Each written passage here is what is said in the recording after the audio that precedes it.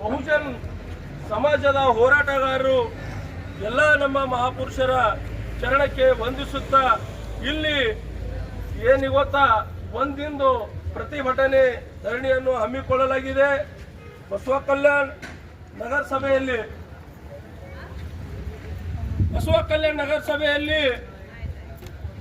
ಯಾಕೆ ನಾವು ಧರಣಿ ಮಾಡತ್ತೀವಿ ಅನ್ನೋದು ಫಸ್ಟ್ ಇದು ಎಲ್ಲರಿಗೂ ಗೊತ್ತಾಗಬೇಕು.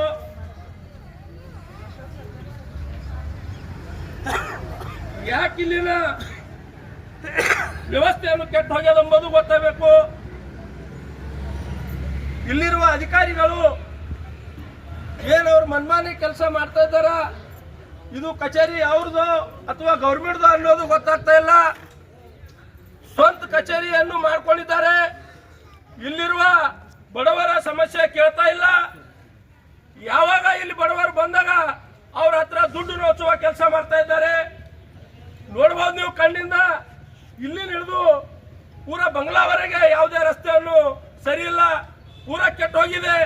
ಅದೇ ರಸ್ತೆಯಿಂದ MLA ಅವರು ಓಡಾಡ್ತಾರೆ, ಅದೇ ರಸ್ತೆಯಿಂದ ನಮ್ಮ ಸಂಸದರು ಓಡಾಡ್ತಾರೆ, ಮಿನಿಸ್ಟರ್ ಓಡಾಡ್ತಾರೆ. ಆದ್ರೆ ಅವ್ರಿಗೆ ಯಾರಿಗೂ ಗಾರಿ ಕಾಣಿಸ್ತಾ ಇಲ್ಲ, ಅವು ಗುಂಡಿಗಳನ್ನು ಕಾಣಿಸ್ತಾ ಇಲ್ಲ, ರಸ್ತೆ ಹದಗೆಟ್ಟಿಂದು ಕಾಣಿಸ್ತಾ ಇಲ್ಲ.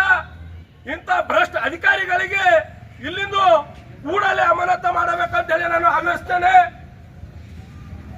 ಏನಿದು CMC ಕಚೇರಿ ಇವ್ರದ್ದು, ರಾಜು ಬಣಕರ್ ಅವ್ರದ್ದು ಸ್ವಂತ ಮನೆ ಅಂತ ಹೇಳಿ ತಿಳ್ಕೊಂಡಿದ್ದಾರೋ ಅಥವಾ ಗೌರ್ಮೆಂಟ್ ಕಚೇರಿ ಅಂತ ತಿಳ್ಕೊಂಡಿದ್ದಾರೋ ಅದು ಜನರಿಗೆ ಅರ್ಥ ಆಗ್ತಾ ಇಲ್ಲ. ಜನ ಸಮಸ್ಯೆ ಬಂದಾಗ ಇಲ್ಲಿವರೆಗೆ ಯಾವುದೇ ರೀತಿಯಿಂದ ಸೀದಾ ಕೆಲಸ ಆಗ್ತಾ ಇಲ್ಲ. ಯಾಕೆ ಕೆಲಸ ಆಗ್ತಾ ಇಲ್ಲ ಅಂತ ಹೇಳಿ ಡಾಕ್ಟರ್ ಬಾಬಾ ಸಾಹೇಬ್ ಅಂಬೇಡ್ಕರ್ ಅವರ ಚರಣಕ್ಕೆ ವಂದಿಸುತ್ತಾ, ಅದೇ ರೀತಿ ಬಹುಜನ್ ಸಮಾಜದ ಹೋರಾಟಗಾರರು ಎಲ್ಲ ನಮ್ಮ ಮಹಾಪುರುಷರ ಚರಣಕ್ಕೆ ವಂದಿಸುತ್ತಾ ಇಲ್ಲಿ ಏನಿವತ್ತ ಒಂದಿಂದು ಪ್ರತಿಭಟನೆ ಧರಣಿಯನ್ನು ಹಮ್ಮಿಕೊಳ್ಳಲಾಗಿದೆ. ಬಸವ ಕಲ್ಯಾಣ ನಗರಸಭೆಯಲ್ಲಿ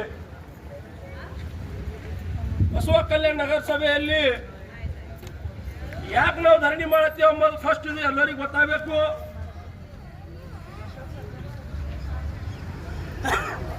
ಯಾಕೆ ಇಲ್ಲಿನ